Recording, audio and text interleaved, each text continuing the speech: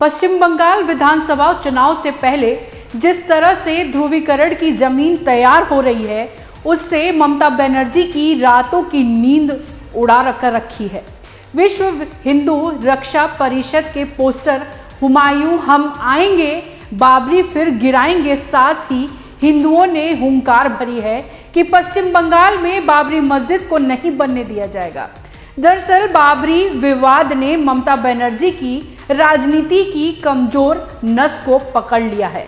विधानसभा चुनाव में मुद्दा बनने से यह सियासी आग उनकी सत्ता को झुलसा सकती है। बंगाल का चुनाव अब सिर्फ सत्ता का संघर्ष नहीं रहा, बल्कि यह पहचान, आस्था और राजनीतिक भविष्य की लड़ाई बन चुका है। लखनऊ में विश्व हिंदू रक्षा परिषद का बाबरी को लेकर नारा सिर्फ एक संगठन का उग्र बयान नहीं, बल्कि यह जागृत हो चुके हिंदुओं के ज्वालामुखी का संकेत है, जो मुर्शिदाबाद से निकलकर पूरे पश्चिम बंगाल की राजनीति को झुलसाने की तैयारी में है।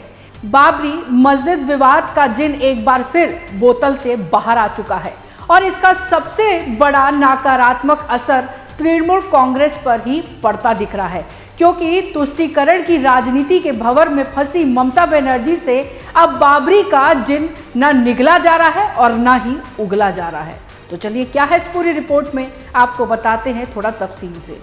उत्तर प्रदेश की राजधानी लखनऊ में विश्व हिंदू रक्षा परिषद ने मुर्शिदाबाद के बेलडांगा में बन रही एक मस्जिद का विरोध करने के लिए मुर्शिदाबाद चलो का नारा दिया।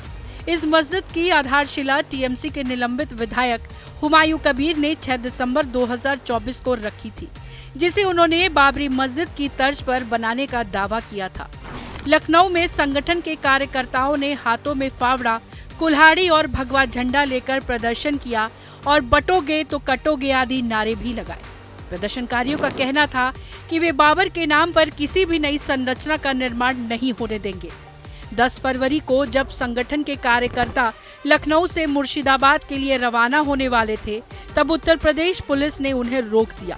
विश्व हिंदू रक्षा परिषद के राष्ट्रीय अध्यक्ष गोपाल राय को उनके आवास पर नजरबंद कर दिया, क्योंकि उत्तर प्रदेश की भाजपा सरकार नहीं चाहती कि कानून व्यवस्था से किसी तरह का खलल पड़े। यह कार्रवाई बताती है कि मामला कितना संवेदनशील हो चुका है। मुर्शिदाबाद में बाबरी मस्जिद के निर्माण की प्रक्रिया शुरू हो चुकी है। यही मस्जिद निर्माण कार्य में 1000 से 1200 धर्म गुरुओं द्वारा कुरान की तिलावत भी की गई। इसके साथ ही इस कथित बाबरी मस्जिद का विरोध भी तेज हो गया है।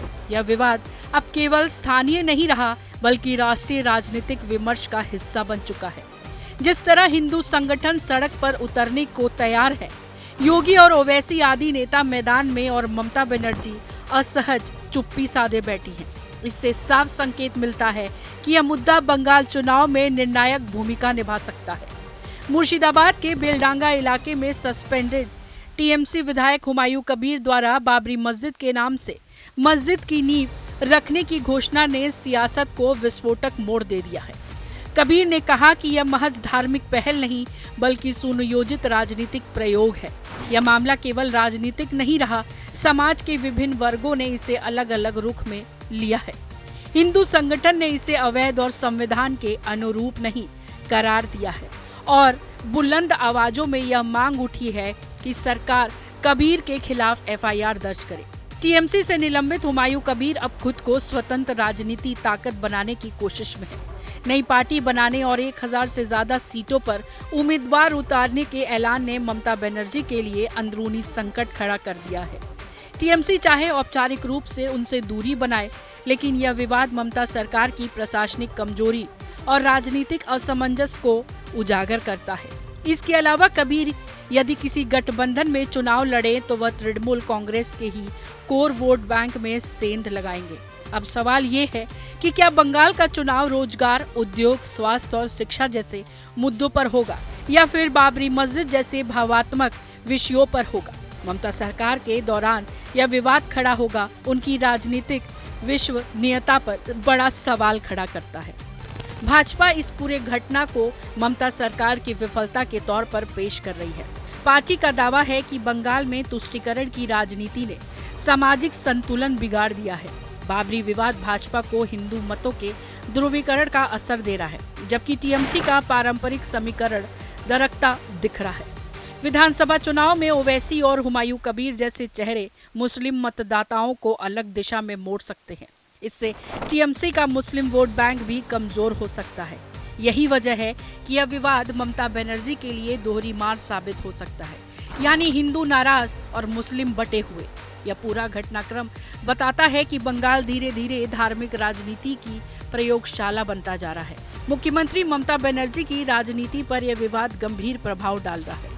टीएमसी की तरफ से इसकी शुरुआत को पार्टी की आधिकारिक नीति नहीं बताते हुए दूरी बनाई गई है।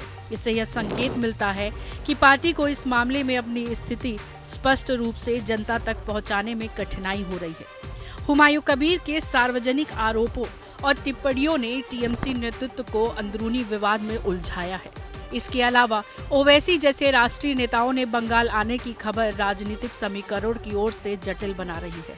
इससे यह उदाहरण स्थापित हो रहा है कि चुनावों में धार्मिक और सांप्रदायिक मुद्दों को उधारने की स्थिति अस्थिर हो सकती है। राजनीतिक समीकरण का निचोड़ यह है कि बाबरी मस्जिद विवाद वोट बैंक राजनीति का एक नया मोड़ है। हिंदू मतदाताओं के बीच स्पष्टता की उम्मीदें पैदा होती दिख रही हैं। दरअसल अब तक मुख्यमंत्री ममता बनर्जी की ओर से कोई स्पष्ट और मजबूत बयान नहीं आया है। ये चुप्पी बताती है कि वह दो पार्टों के बीच फंसी हुई हैं। इस तरफ मुस्लिम वोट बैंक, दूसरी तरफ नाराज हिंदू मतदाता। यही असमंजस उनके लिए सबसे बड़ा राजनीतिक खतरा बनता जा रहा है। सीएम योगी ने चेतावनी भरे लहजे में कहा कि कानून तोड़ने वालों के लिए प्रदेश में कोई भी जगह नहीं है। अगर कायदे में रहोगे तो फायदे में रहोगे। कयामत के दिन के लिए मत जियो, हिंदुस्तान में कायदे से रहना सीखो। उन्होंने साफ तौर पर कहा कि अगर कोई भी यहाँ कानून तोड़ने की कोशिश करेगा तो उसके लिए कानून के तहत ही कार्रवाई होगी। ऐसे लोगों का रास्ता जहन्नुम की तरफ ही जाता है। कानून तोड़कर कोई जन्नत जाने का सपना देख रहा है तो उसका सपना कभी पूरा नहीं होने वाला है। हैदराबाद वाले भड़काऊ भाईजान ओवैसी भी मुर्शिदाबाद जाने की सोच रहे हैं। यहाँ पर ओवैसी और हुमायूं कबीर मिलकर पश्चिम बंगाल में मुस्लिम वोटों का ध्रुवीकरण करने की रूपरेखा बना रहे हैं। अयोध्या में दफन हो चुके बाबरी को मुर्शिदाबाद में जिंदा कर हुमायूं कबीर ने एक ऐसे विवाद को जन्म दिया है जिसके नासूर बनने की पूरी आशंका है। लखनऊ के पोस्टर इसकी तकदीक कर रहे हैं कि भविष्य में यह बड़ा मुद्दा बनने वाला है।